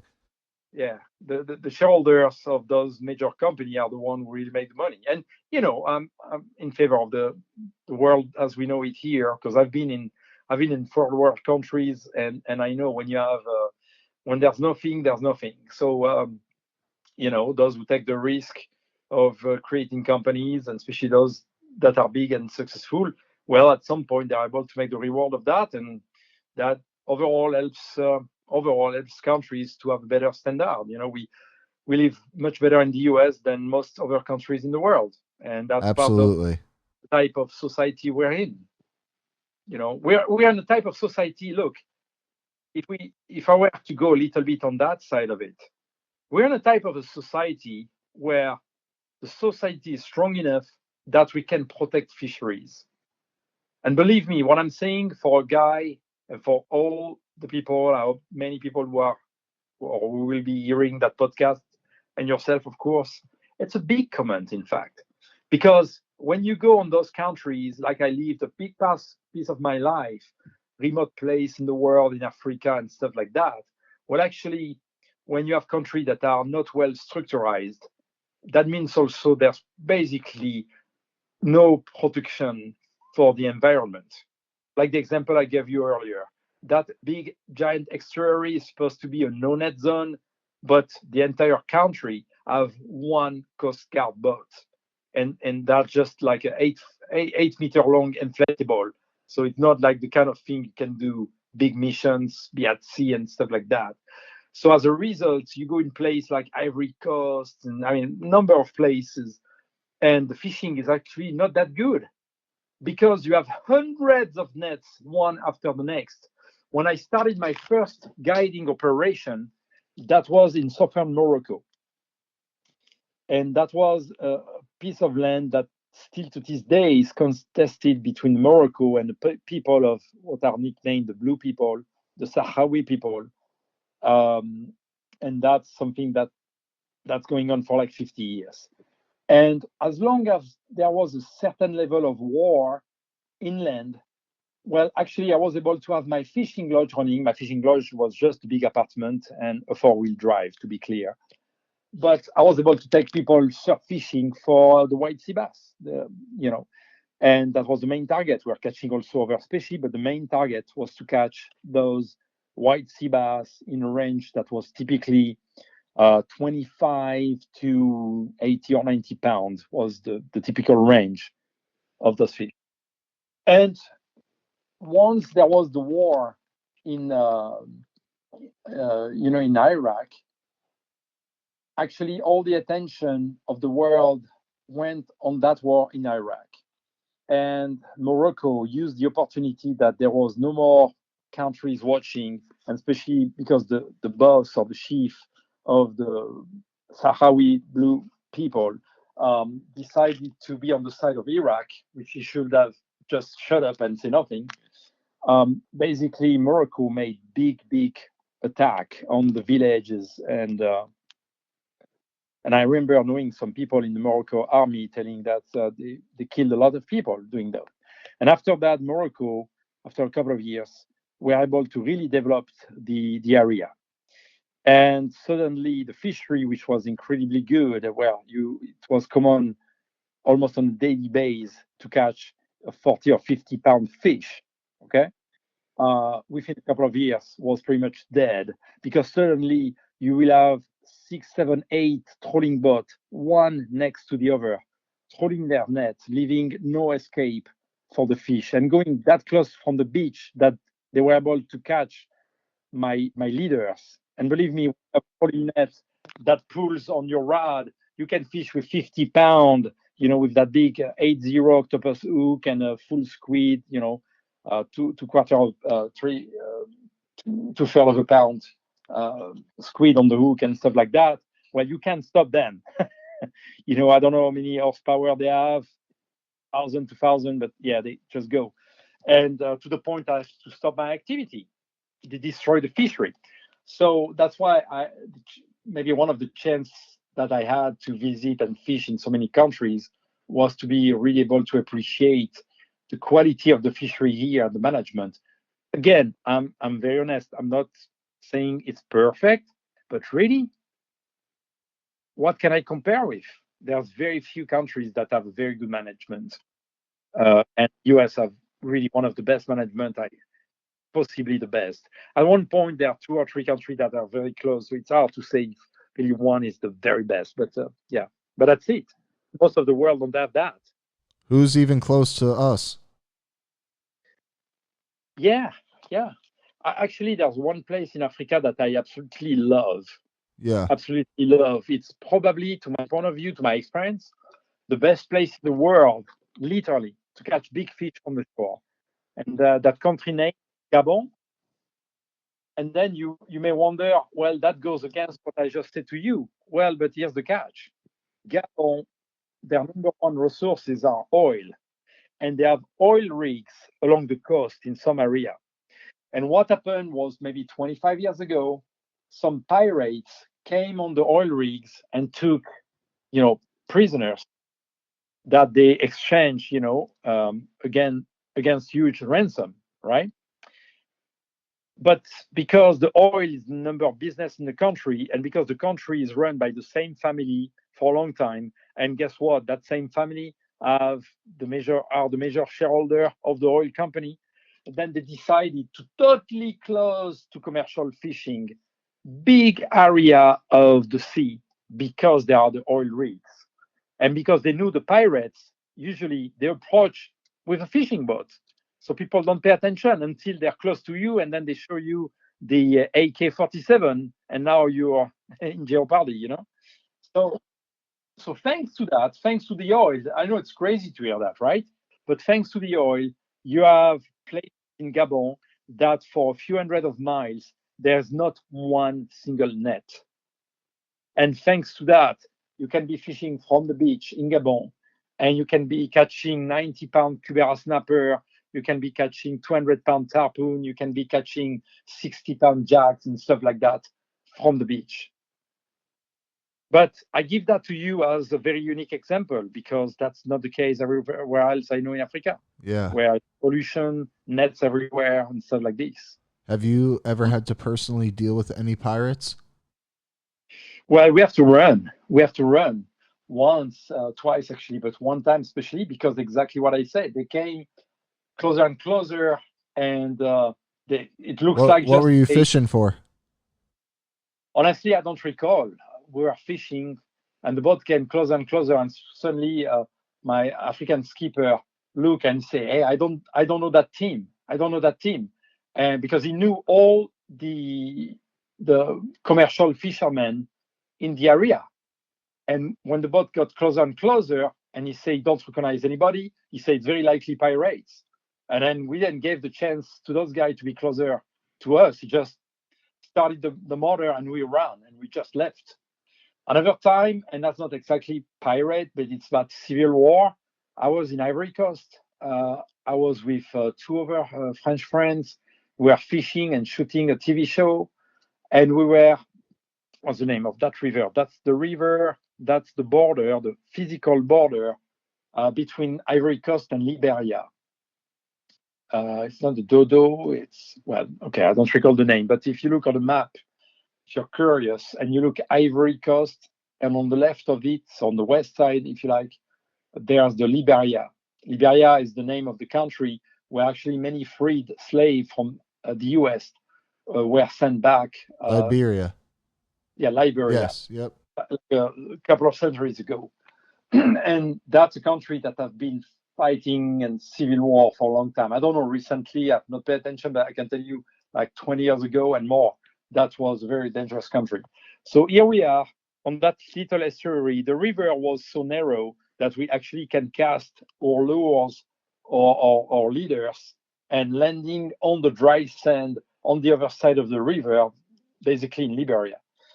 But that river, which I don't recall the name right away, but that river was really good because there was a lagoon behind, and there was a ton load of bait fish, mullets, all kind of bait fish, ladyfish, and stuff like that. So the predator from sharks, tarpon, cubera snapper, giant barracuda, everything will pass into that estuary to go into the lagoon to chase for bait fish. So it was a prime spot for fishing.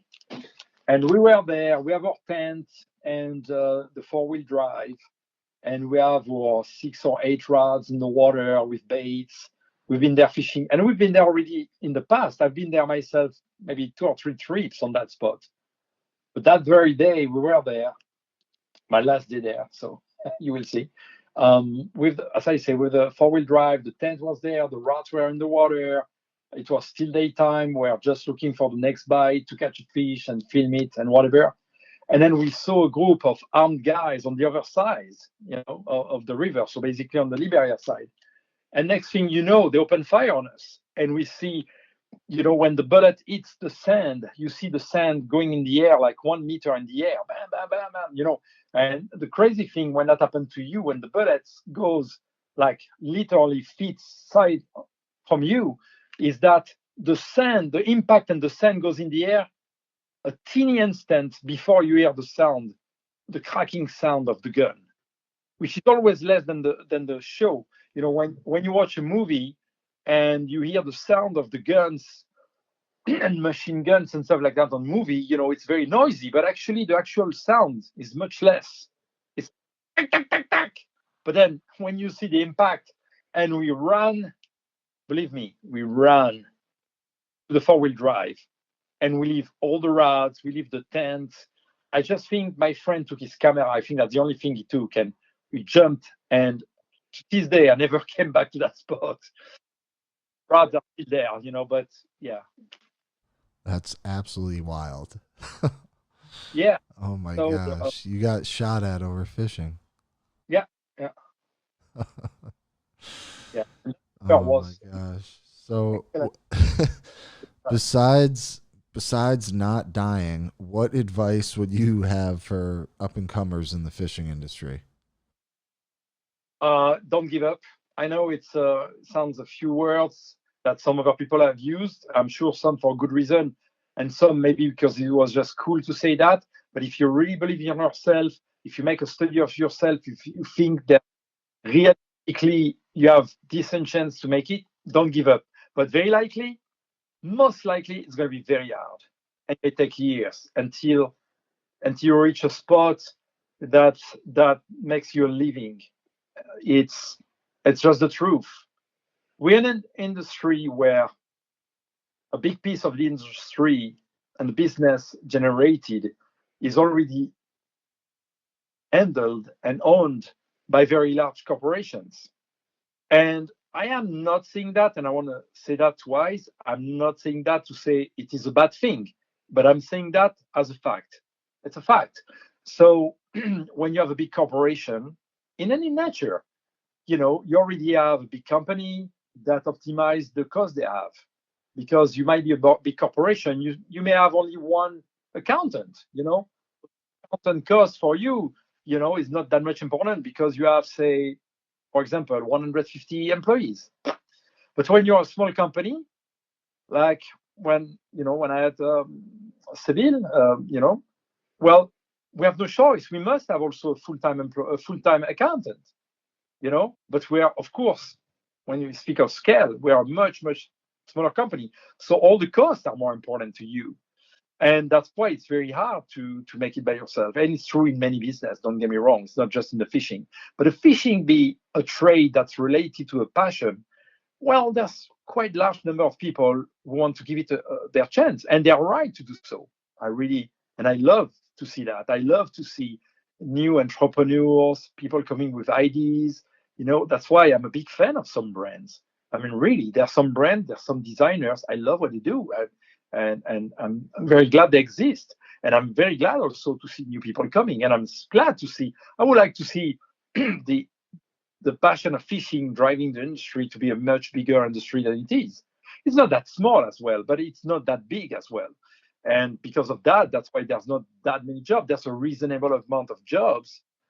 But I think, to go back in the heart of the advice, to be able to succeed on the long run, don't expect that thing come quickly to you. And if it does, well, appreciate that, but understand you were somehow a bit lucky that that happened. Or maybe that person have done something extraordinary, and that has succeeded. And kudos to them. Kudos to the one, whether it's a woman or a man, who's able to come in an industry such as the fishing tackle industry, and who come with a new approach, a new idea, and succeed and make a good living right away. That's great. That's great. There are examples. There are, people, but it's typically not the case. That's all I'm saying. Yeah, But it's if you definitely tough. want that, work hard, but secure a little bit yourself. Try to have a side job, and the side job still can be industry. Maybe a side job is, maybe you work 2 or 3 days a week in a store, and that at least bring enough money that allows you to keep doing that thing that you love. But don't be study the case. Don't be too fooled because you just see those guys who are on, $100,000 bass boat, catching bass and making a living of that. Because I know the situation for a long time. A number of those guys don't make a living of that. They look like, but they don't. Some people, well, were in the money with their family, or they have a good side business that allows them, well, probably if they're in the elite series, that means they're a good angler. Don't get me wrong. The money don't pay your spot as the elite series. The talent does. But to be able to sustain that lifestyle, you need to be able to do that. And people don't get right away the big sponsorship with many zero in their check. They have to prove themselves. They have to win tournaments. They have to be good at helping to promote. If we were just to speak of tournament anglers, that's why what it looks like might not be what it is, and that's an important thing. And like in any business, someone who's serious and want to go into that, study it very well. Take your time, and take your time. Might be 1 month, maybe 6 months, maybe 3 years. But take your time until you find a way where yourself feel confident that yes, you have what it takes to make your life into that. And this way, you will be able to move forward, hopefully to succeed without being or not too much disappointed. But if you just go, like I've seen dozens, mostly of young men in those 30 plus years I've been in the industry, believing that right away they can go full speed on that, it can be very hard, and typically only a very small percentage succeed, and some are very frustrated that didn't work for them. You could say that again. No, of course, I understand you. There were moments, don't get me wrong, I told you in total honestly, my thinking, given, the fact that my dad, suicide, so he was not there, and I look at his life and he was not happy. He was not happy in his love life. He was not happy in his daily life. He was not doing the job that was linked to his passion, which was mechanics. So when I decided to go into that really around 2021, I didn't know how hard it will be. And there was a few times, don't get me wrong, I was asking myself, do I need to give up and just try to find any kind of job? Of course, the question came to my mind a few times, but I just got to go against that. I mean, not against, but to answer that question by, no, I'm not going to give up. I keep doing. That was super tough. And if I were to have a girlfriend or kids at the moment, honestly, very likely I would not have been able to succeed. I would have possibly give up. I cannot say for sure, of course, but I say possibly. Yeah. Oh man, it's been a great interview. I feel like we could talk forever. I still have even more questions. Well, hey, why don't you come here? Now I know you're not that far. We're only 2 hours away. I'll come fish with you whenever you say go. Sure. Let's do it. Let's go fishing. Let's do it. Yeah. Hey, don't you walk on me.